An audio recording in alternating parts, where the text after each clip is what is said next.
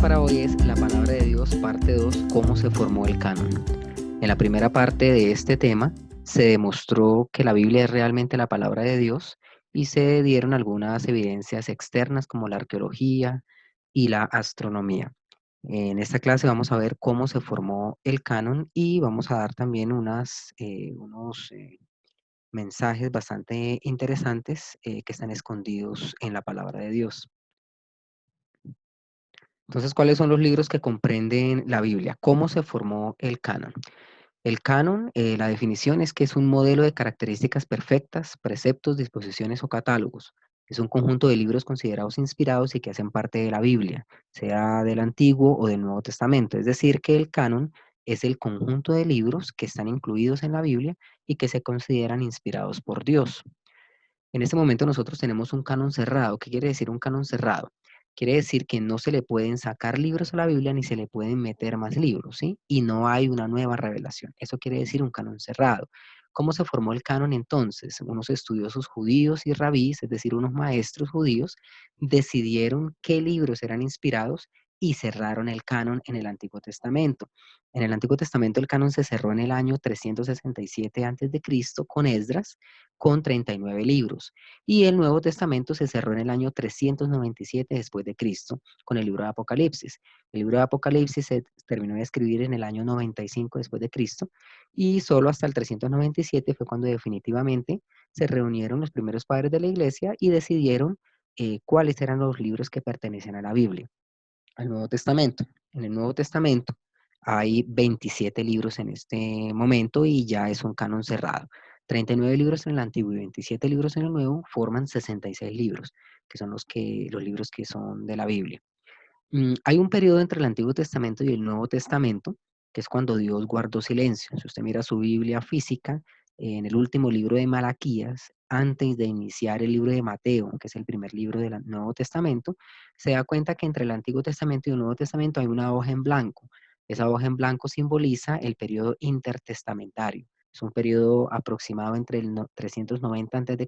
y el 40 después de Cristo, es decir, un periodo aproximado de 400 años. En ese tiempo, durante esos 400 años, Dios no habló, Dios ya no se volvió a revelar a la humanidad, Dios no le volvió a hablar a los profetas, Dios guardó silencio y durante ese periodo intertestamentario fue en el tiempo en que se escribieron los libros apócrifos, que son los libros que no se consideran inspirados por Dios. Estos libros apócrifos no se consideran inspirados y están fuera del canon por dos razones. Una razón es porque contradice todo el compendio de la escritura y la otra razón es porque llevan al error. Entonces hay un ejemplo en el libro de Tobías, capítulo 6, versículos 8 y 17, donde un ángel le dice a Tobías que raje un pescado, le saque las entrañas, les prenda fuego y que el humo aumentará a los demonios. Eso está obviamente en contra de lo que la Biblia dice en Deuteronomio capítulo 18, de que no debemos hacer brujería, ser medium, no ser agoreros, y está en contra de lo que el Nuevo Testamento habla acerca de los demonios, de que los demonios salen es en el nombre de Jesús, no salen por quemar unas tripas de un pescado. Entonces, como lo que el libro de Tobías dice ahí contradice el resto de la escritura, por esa razón el libro de Tobías se consideró que no era inspirado y por lo tanto quedó fuera del canon, ¿sí? El libro de Tobías es un libro que el catolicismo acepta y lo considera un libro deuterocanónico. Es un libro apócrifo, pero que hace parte del canon de ellos, por eso se dice que es deuterocanónico. Y la otra razón por la cual los apócrifos no están dentro del canon es porque llevan al error. Hay un ejemplo también en un libro que acepta el catolicismo, que es Segunda de Macabeos. Segunda de Macabeos, capítulo 12, del 43 al 45, dice que Judas Macabeo, que fue el que lideró una rebelión para poder liberar al pueblo judío, dice que Judas Macabeo ofreció una ofrenda a los muertos, unas monedas, 2000 monedas, las ofreció como ofrenda, y eso obviamente está en contra de lo que la escritura dice, de que no podemos orar a los muertos, no se halle en ti quien sea medium, se comunique con los muertos, que sea agorero, ¿sí? Contradice toda esa parte, pero aparte este pasaje de 2 de Macabeo lleva al error, porque de aquí, de este pasaje, de 2 de Macabeos 12, fue de donde el catolicismo sacó su dogma del purgatorio, ¿sí? Entonces, estos libros llevan al error. Sí, el purgatorio obviamente no existe, la Biblia habla de cielo y habla de infierno. Entonces, por esas dos razones, los libros apócrifos no pertenecen al canon sagrado. Cuando las personas se reunieron, empezaron a leer los libros y dijeron, no, hombre, esto está en contra de lo que la Escritura dice, por lo tanto, esto no es inspirado, porque todos los libros, 66 libros de la Escritura, al ser inspirados, no se contradicen, tienen una armonía. Entonces, cuando hay un libro que dice algo que contradice lo que el resto de la Escritura dice, obviamente ese libro no es inspirado. Aparte de eso, hay unos versículos acá que es Proverbios 30 del 5 al 6, Deuteronomio 4:2, Deuteronomio 12:32 y Apocalipsis 22 del 18 al 19. Esos versículos me están diciendo que no se pueden sacar palabras de la Biblia ni se le pueden añadir palabras, ¿sí? Entonces, esta prohibición de que no añadir a la Biblia ni quitarle a la Biblia se aplica tanto a las palabras, a porciones de la Escritura, como a libros completos. Hay unos recursos gratuitos en bibliaaplicada.wordpress.com, unos artículos bastante interesantes sobre este tema de los libros apócrifos, y uno de ellos es Habla la Biblia acerca de orar por los muertos. Ahí está bien explicadito de dónde fue que la Iglesia Católica sacó el orar por los muertos y por qué la Biblia dice que no se debe hacer. Ahí está el artículo. Y el otro artículo muy interesante es La verdad acerca del purgatorio, toda la historia de dónde fue que realmente el catolicismo sacó su doctrina del purgatorio.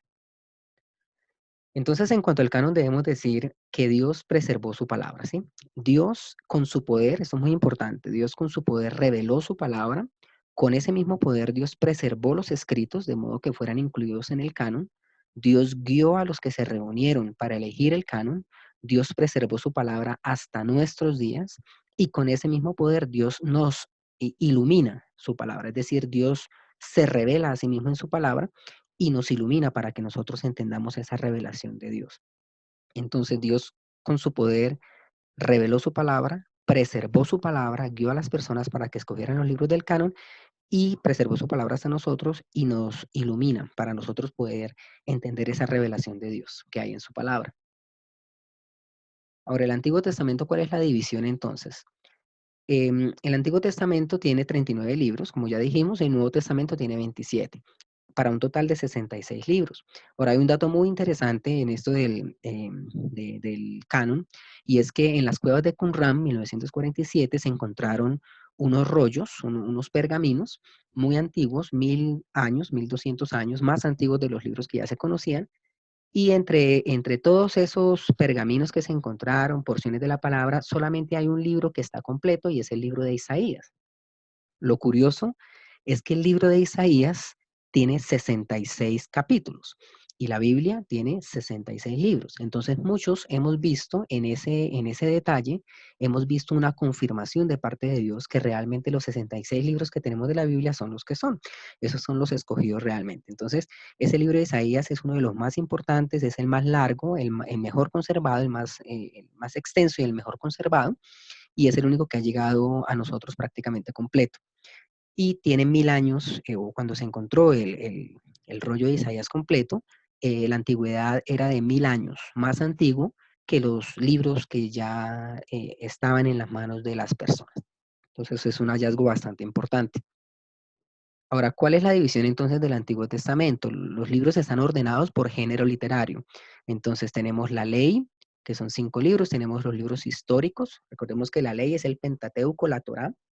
Dios le reveló a Moisés. Y tenemos los libros históricos, que son libros narrativos, es decir, se cuenta una historia a través de los libros históricos. Tenemos libros poéticos, que incluye la poesía, los cantos, los diálogos. Las personas dialogaban, pero dialogaban de una forma poética. El lenguaje era un lenguaje poético, como musical. Y tenemos la cuarta división, que son los profetas, y los profetas se dividen según su extensión en profetas mayores y profetas menores. Entonces hay 4 grandes divisiones del Antiguo Testamento según el género literario: la ley, los libros históricos, libros poéticos y por último libros proféticos. Ahora, cada una de estas divisiones pues tiene un número de libros. La ley tiene 5 libros, los históricos 12 libros, los poéticos son 5 libros y los proféticos son 17 libros. Y se dividen en mayor y menor dependiendo de su longitud. Ahora miremos rápidamente el Pentateuco. Entonces, Pentateuco quiere decir estuche o rollo de 5 libros, porque la palabra penta viene del griego pente, que quiere decir 5. Cuando usted fue al colegio y le ponían a hacer figuras geométricas, le decían, por ejemplo, dibuje un pentágono. El pentágono es una figura de 5 lados, ¿cierto? Entonces, penta quiere decir 5. Y aparte de eso, teucos quiere decir estuche o rollo. Es decir, que pentateuco quiere decir estuche o rollo de 5 libros. En cuanto a la palabra Génesis, viene del griego ieveon, que quiere decir principio u origen de una cosa o fenómeno. Y la palabra éxodo viene del griego éxodos, que quiere decir salida. Ahí tenemos una raíz también para la palabra en inglés exit, que también quiere decir salida. Entonces esa es como la etimología de estas tres palabras que son importantes. ¿De qué trata cada libro del Antiguo Testamento? Entonces rápidamente miremos que tenemos en la Torá, los 5 libros, y el libro de Génesis es el libro que me habla de la creación, me habla del pacto de Dios con Abraham y con los patriarcas.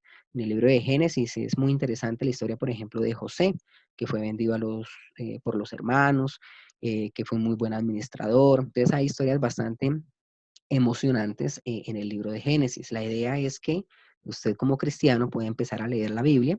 Se puede leer la Biblia en un año completo si lee 3 capítulos diarios y 5 capítulos el domingo. En la descripción del video voy a dejar un enlace a donde usted puede descargar una guía para que pueda leer la Biblia en un año. Aparte del libro de Génesis, tenemos el Éxodo, que habla de la salida de los israelitas de Egipto. Recordemos que Éxodo quiere decir salida. El libro de Levítico me habla de leyes, estatutos y ordenanzas. El libro de Levítico es un libro que, con mucho respeto a la palabra de Dios, pues uno dice que no es uno de los libros así como emocionantes, porque habla mucho de leyes. A menos de que uno sea abogado, pues va a querer como leer este tipo de escritura. Pero el Levítico es un libro que tiene unos secretos, como todos los libros de la palabra de Dios, tiene unos secretos muy interesantes. Ahí en el libro de Levítico es donde vemos, por ejemplo, la parte de la medicina, ¿sí? Cómo Dios da unos secretos ahí para la higiene. Y también otro dato interesante es de que en Israel los niños de 12, niños pequeños hasta los 12 años, que cumplen su edad adulta a los 12 años, los niños en Israel se leen el libro de Levítico, es decir, que para el niño judío el Nacholén, o como aprendían a leer, era con el Levítico. Entonces, ese es un dato también interesante. Tenemos el libro de Números, que habla de leyes, estatutos y ordenanzas, y el paso de los israelitas por el desierto. Y por último, el libro de Deuteronomio, que también me habla de leyes, estatutos y ordenanzas, y me habla de la llegada a la tierra prometida. Después tenemos los libros históricos, que son 12 libros. Y recordemos que los libros históricos es donde se narra una historia. El primer libro es el libro de Josué, es donde, por ejemplo, en la imagen que vemos al lado izquierdo, es donde los israelitas, Dios les dijo que dieran vueltas alrededor de Jericó y que las murallas iban a caer, Dios les iba a entregar esa tierra.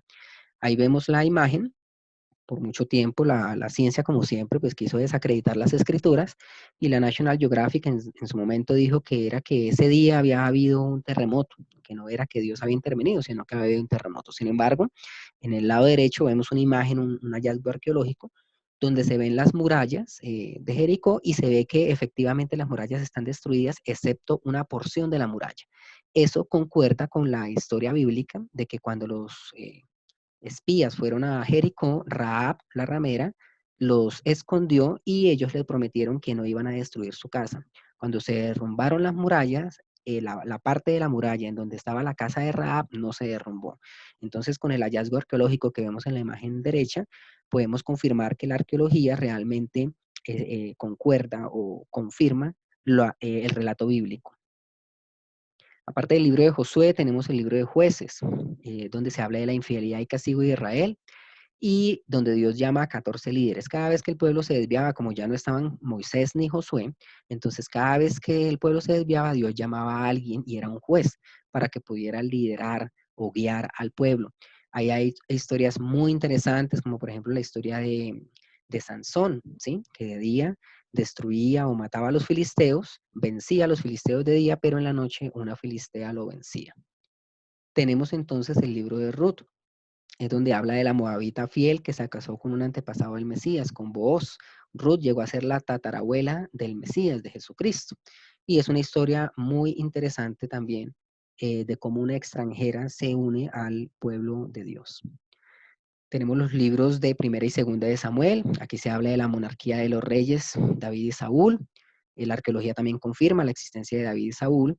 y se habla del reino dividido. En este primer y segundo de Samuel también nos habla de la historia de Samuel, cuando Dios lo llamó siendo un niño, y también nos habla cuando el profeta Natán reprendió a David.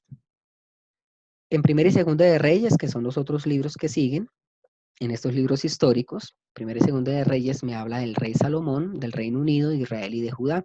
Acá hay historias también muy emocionantes, como por ejemplo la historia de Elías cuando ora y desciende fuego del cielo. Ahí vemos, por ejemplo, la historia de Elías, que es muy interesante, y vemos los profetas de Baal que compitieron, digámoslo de esa manera, con Elías, y Elías oró y llovió fuego del cielo. Es una historia bastante interesante. Y también tenemos la historia de Elías y el torbellino, que vino un carro de fuego y Elías se fue en un torbellino.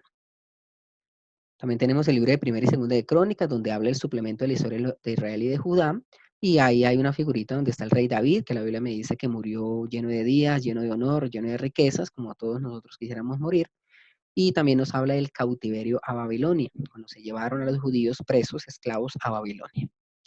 El libro de Esdras me habla del regreso desde el exilio a Babilonia, me habla de la construcción del templo y de las reformas sociales. Y también está el libro de Nehemías. El Nehemías era el copero del rey, le dijo al rey que le diera permiso para ir a reconstruir las murallas de Jerusalén, y ahí tiene lugar la reconstrucción de los muros de Jerusalén y un nuevo compromiso con Dios. Se habla de los tres templos. El primer templo fue el templo de Salomón, el segundo templo fue el que se reconstruyó en tiempos de Nehemías, y el tercer templo es el que va a tener lugar en el futuro con el anticristo. Y por último tenemos el libro de Esther, que es lo sucedido a los judíos en Persia.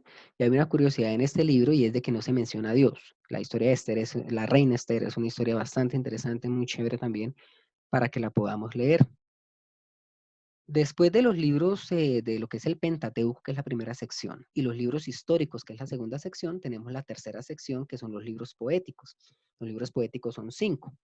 Entonces el libro de Job es el primero, donde habla del sufrimiento de lo justo y la soberanía de Dios, y ahí vemos que Job es una imagen de Cristo.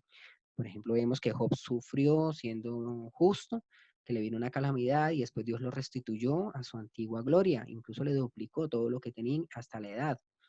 Y en el libro de, por ejemplo, Filipenses capítulo 2 nos dice que Cristo, estando en su gloria, se hizo humano, murió con muerte de cruz, y que después Dios lo exaltó a lo sumo. Entonces ahí vemos que Job es una imagen de Cristo. En el libro de Job hay muchos secretos, es un libro bastante interesante para leer. Ahí es donde dijimos el ejemplo de la astronomía en el mensaje pasado. Y el libro de Job me habla también, por ejemplo, que el primer animal que Dios creó fue un dinosaurio, y dice el nombre del dinosaurio e incluso describe al dinosaurio. Entonces, el libro de Job es un libro que tiene muchos secretos y es bastante interesante para leerlo. Tenemos también el libro de los Salmos, que es el himnario del segundo templo. Cuando usted lee los Salmos, le dan ganas de orar, de alabar a Dios. Y el libro de los Salmos me habla también de poesía. Por ejemplo, el Salmo 119 es un acróstico. Cada estrofa empieza con una letra del alfabeto hebreo, y así se desarrolla todo el Salmo 119, que es el más largo de la Biblia. Los Salmos, un libro que se recomienda leer cuando uno recién se convierte al Señor, se recomienda leer el libro de Juan en el Nuevo Testamento, y después ir al Antiguo Testamento y leer los Salmos y los Proverbios. Esos son los 3 primeros libros que se recomiendan leer cuando una persona recién se convierta al Señor. El otro libro es el libro de Proverbios, donde habla de consejos sabios, prácticos y morales, y donde habla de máximas religiosas, bastantes consejos sabios para aplicar a nuestra vida diaria. El otro libro es el libro de Eclesiastés, donde se habla de la vida sin sentido del hombre sin Dios, y es un punto de vista más humano. Que en este libro de Eclesiastés también está escondido, por ejemplo, el ciclo del agua. Entonces es bastante interesante, tiene muchos secretos también, pero es un libro con un punto de vista más humano. Y por último tenemos el Cantar de los Cantares, que es un poema oriental de amor con lenguaje simbólico. Y es un libro que habla de la pareja. El esposo le canta a la esposa y la esposa le canta al esposo. Y la última clasificación, el cuarto grupo de libros del Antiguo Testamento son los libros proféticos. Hay 2 clasificaciones normalmente. La primera es la clasificación según el volumen, según la extensión del libro. Entonces tenemos profetas mayores y profetas menores. Y la otra clasificación es según la época de aparición. Tenemos los libros preexílicos, que se escribieron antes de que fueran deportados o esclavizados en Babilonia, y tenemos los libros exílicos, que se escribieron durante esos 70 años de esclavitud, y los post-exílicos, que son los que se escribieron después del regreso del exilio. Ahora, ¿cuál es la veracidad e importancia del Antiguo Testamento? Entonces, el Antiguo Testamento es importante por varias razones. En primer lugar, el Nuevo Testamento cita o alude al Antiguo Testamento salvo en 2 libros.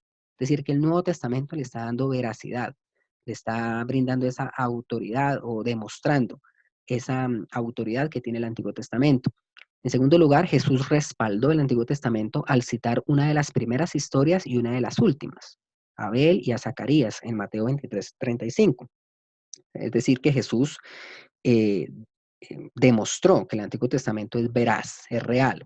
Y por último tenemos los judíos, que el pueblo judío preservó el Antiguo Testamento meticulosamente y tuvieron pocas controversias sobre los libros que pertenecían o no al canon. Y los judíos que preservaron muy cuidadosamente el Antiguo Testamento no aceptan los libros apócrifos, aunque sí tienen otros libros de la tradición, como por ejemplo el libro de Enoch. ¿Cuál es la importancia del Antiguo Testamento?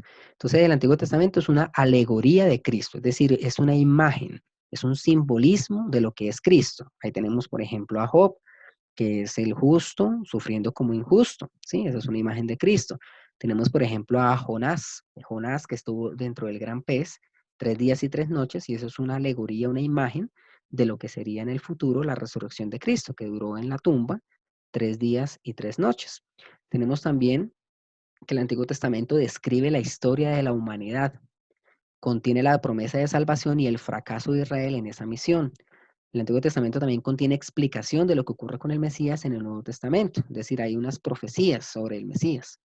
Se escribió también como ejemplo. Cuando usted mira los personajes del Antiguo Testamento, usted se da cuenta de que se escribieron como ejemplos. Si usted ve, por ejemplo, que Abraham mintió al faraón porque la esposa Sara era bonita, entonces el faraón de ese tiempo en Egipto recompensó a Abraham, pero Dios le envió plagas al faraón y el faraón después le reclamó a Abraham que porque había dicho mentiras. Eso se escribió, por ejemplo, para nosotros, para decir, oiga, ¿verdad? Cuando uno miente, pues va a tener malas consecuencias. Entonces, las historias del Antiguo Testamento se escribieron como un ejemplo para nosotros. El Antiguo Testamento también nos habla de leyes religiosas y civiles, válidas solamente para el pueblo de Dios. El Antiguo Testamento también nos habla de leyes morales que Dios dio a los hebreos y que encontraron su cumplimiento y su sentido verdadero en las enseñanzas éticas de Jesús. Es decir, el carácter de Jesús y las enseñanzas de Jesús son las que demostraron cómo era que debía interpretarse realmente el Antiguo Testamento. No es que el Antiguo Testamento lo desechemos en ese momento y ya no tenga importancia, no. Ahí en Mateo 5:17 nos dice que Jesús dijo, yo no vine a abolir la ley, a quitar la ley, sino a cumplirla. Entonces, en las enseñanzas de Jesús y en el carácter de Jesús es donde se confirma realmente el sentido real de la ley. No podemos desechar el Antiguo Testamento. Hay unas cosas que en este momento ya no se cumplen, obviamente, pero Jesús lo que hizo fue demostrar cómo realmente tenía aplicación el Antiguo Testamento. Hay varios ejemplos. Por ejemplo, cuando le preguntaron a Jesús, maestro, ¿por qué debemos desechar a nuestra mujer, sí o no? Entonces Jesús dijo que nadie aborrezca a su mujer. Y los judíos le dijeron, bueno, entonces, ¿por qué Moisés mandó que podamos aborrecer a la mujer? Y Jesús, ¿qué respondió? Jesús dijo, por la dureza de vuestro corazón, pero al principio no fue así. ¿Sí? Es decir, que las cosas van cambiando, las eras van cambiando, las dispensaciones en la Biblia van cambiando. Entonces, con la enseñanza ética de Jesús, se confirma lo que realmente Dios quiso decir a través de la ley. Otro ejemplo es cuando le llevaron la mujer adúltera. Según la ley, ¿qué había que hacer con la mujer? Apedrearla, matarla y apedrearla por adúltera. Pero Jesús, ¿qué dijo? El que esté libre de culpa, tire la primera piedra. Y todos empezaron, desde el más viejo hasta el más joven, a irse porque su conciencia los acusaba. Y al final Jesús, ¿qué le dijo? Yo tampoco te condeno, anda y no peques más. Entonces la ley estaba ahí, que había que apedrear a la mujer adúltera, pero Jesús demostró que el amor era mejor, que el amor era más grande, ¿sí? Y cuando Jesús vino, obviamente, ese es el nuevo pacto. Jesús mismo dijo, el que bebe el vino nuevo ya no quiere tomar el antiguo porque el nuevo es mejor. Entonces, si Jesús vino y ya pagó por nuestros pecados, y si nosotros lo recibimos a Él como Señor y Salvador, somos salvos, pues no tiene sentido nosotros seguir con la ley, ir a sacrificar animalitos para nuestros pecados, no, porque Jesús ya se sacrificó por nosotros. Entonces, con las enseñanzas éticas de Jesús, el carácter de Jesús, el amor que Dios demostró a la humanidad a través de Jesús, pues a través de eso nosotros entendemos que la ley se cumplió en Jesús y que hay ciertos aspectos de la ley que ya no aplican porque estamos en este momento en el nuevo pacto, que es en el pacto de Jesús. Ahora, ¿qué pasa con el Nuevo Testamento? El Nuevo Testamento, ¿qué es? Es la parte de las Escrituras que se dirige directamente a todos los cristianos. Trata de la vida y obra de Jesucristo, del origen, función y práctica de la Iglesia, de la presencia del Espíritu Santo y la visión futura del creyente. Ese es el Nuevo Testamento. Recordemos que el Nuevo Testamento es la última revelación, ya no hay más revelaciones. ¿Y cuáles son cuál es la iglesia de que está hablando acá el Nuevo Testamento? La iglesia es la que dice Hebreos 12:23, a la congregación de los primogénitos que están inscritos en los cielos. ¿Cuál es la iglesia verdadera? De Jesucristo, los que han aceptado a Jesucristo. Como dice Juan 1:12, a los que le recibieron se les dio la potestad de ser hechos hijos de Dios. De las personas que han creído en Jesucristo, que han aceptado a Jesucristo, se han convertido en hijos de Dios y sus nombres están inscritos en el libro de la vida, están inscritos en los cielos. Esa es la iglesia verdadera de Cristo, el conjunto de creyentes en Jesucristo. Ahora, el canon del Nuevo Testamento. Entonces, el Nuevo Testamento es una continuación del Antiguo Testamento. No hay Nuevo Testamento sin Antiguo Testamento. El Nuevo Testamento es la última revelación, ya no hay más revelaciones después del Nuevo Testamento. El Nuevo Testamento está revelado en el Antiguo Testamento. Todo el Nuevo Testamento está revelado en el Antiguo y eso lo voy a explicar en un momento. Y el Antiguo y Nuevo Testamento inician con las frases en el principio y el Hijo de Dios, que eso es una revelación espectacular, que también la voy a decir en un momento. Entonces voy a explicar esta última parte que es el Antiguo y el Nuevo Testamento inician con las frases en el principio y el Hijo de Dios, y el Nuevo Testamento está revelado en el Antiguo. Vamos a mirarlo y verán. Entonces, ¿cómo se escribió el Antiguo Testamento? El Antiguo Testamento se escribió en hebreo, pero en el momento hemos tenido 3 modificaciones del hebreo, es decir, que tenemos 4 hebreos. El primer hebreo que se escribió fue un hebreo que se escribía con jeroglíficos, ¿sí? Con pictogramas. Y esas pictogramas representaban imágenes de animales, de herramientas y de partes del cuerpo. ¿Cómo se escribió la Biblia? La Biblia no se escribió con este hebreo, se escribió con el segundo hebreo, es decir, con el hebreo medio, ¿sí? Que también se llama paleohebreo. Pero hay un simbolismo detrás de cada letra. La Biblia, el Antiguo Testamento se escribió en paleohebreo, en el hebreo medio, pero debemos tener en cuenta que detrás de esta escritura hay un simbolismo, porque antes de este hebreo había un hebreo antiguo que eran los pictogramas, ¿sí? Ahora, entonces el primer hebreo que se usó fue un hebreo con pictogramas. Cada, cada letra, este que vemos acá, el sim, que dice symbol, ese símbolo es el hebreo moderno. Aquí está donde dice name, es el nombre de cada letra. Y en la parte izquierda hay unos dibujitos. Esos dibujitos representan los pictogramas antiguos, lo que representaba cada una de las letras, ¿sí? Cada letra del hebreo antiguo representaba animales, herramientas o partes del cuerpo, y ahí está el alfabeto como era antes, lo que representaba cada letrica. Y mire la revelación tan interesante. Entonces, la Biblia, el Antiguo Testamento empieza diciendo en el principio. En el principio, en hebreo, se dice Bereshit. Aquí está escrito en español Bereshit con CH, y aquí está en inglés Bereshit con CH y doble E. Entonces, en el principio, Bereshit, así empieza la Biblia en el Antiguo Testamento, en el principio. ¿Cómo se escribe Bereshit en el principio? ¿Cómo se escribe en hebreo? En hebreo se escribe con 6 letras. Entonces, ¿cuáles son las 6 letras con las que se escribe la palabra Bereshit? Es Bet, aquí está en inglés, la primera línea está en inglés, la segunda línea está en español. Entonces son las letras Bet, Resh, Aleph, Shin, Yod y Tau, ¿sí? Con estas 6 letras se escribe la palabra Bereshit, se lee de derecha a izquierda. Ahora, la primera letrica con las que se escribe la palabra Bereshit en el principio es la palabra Bet. ¿Qué quiere decir Bet? ¿Cuál es el simbolismo detrás de la letra Bet? Entonces, detrás de la letra Bet está el simbolismo de una tienda o una casa. Eso quiere decir la letra Bet, casa, tienda. Ahora tenemos la segunda letra, que es la letra Resh. ¿Qué quiere decir Resh? Quiere decir cabeza, príncipe. Ese es el simbolismo detrás de cada letra del alfabeto hebreo. Entonces, la primera palabra es Bereshit. Así empieza la Biblia. La primera letra es Bet, que quiere decir casa, tienda. Y la segunda palabra Resh quiere decir príncipe, cabeza. Pero resulta que cuando unimos la letra Bet con la letra Resh, se pronuncia Bar. Al pronunciar bar, eso quiere decir hijo. Bet y resh, cuando unimos la primera letra y la segunda letra con las que comienza la Biblia, en la palabra berechit, cuando unimos la letra B con la letra R, se pronuncia bar y quiere decir hijo. Es decir, las dos primeras letras con las que inicia el Antiguo Testamento quiere decir hijo. Cuando vemos la tercera letra, recordemos que aquí está bereshit, ¿cierto? Bet, resh, alef, shin, yod y tav. La primera letra bet es una casa, la segunda resh es un príncipe, una cabeza. Cuando unimos bet y resh quiere decir hijo. Pero cuando unimos la tercera letra que es alef, alef es el simbolismo de alef es un buey. Y ese buey, ¿qué quiere decir? Quiere decir fuerza, líder o un líder fuerte. Quiere decir padre y también quiere decir Dios. La palabra Elohim, que es Dios en hebreo, empieza precisamente con la letra alef, ¿sí? Y aparte de eso, el alfabeto hebreo, aparte de que cada letra tiene un simbolismo, cada letra también es un número. Entonces, por ejemplo, la letra Aleph es la primera letra del alfabeto hebreo y por lo tanto el número es el número uno. Entonces, al añadir aquí la letra Aleph, que quiere decir Dios el Padre, el líder fuerte que guía y dirige a su familia, cuando unimos esto, pues nos da hijo y aquí me da Dios. Es decir, que la Biblia empieza diciendo el Hijo de Dios.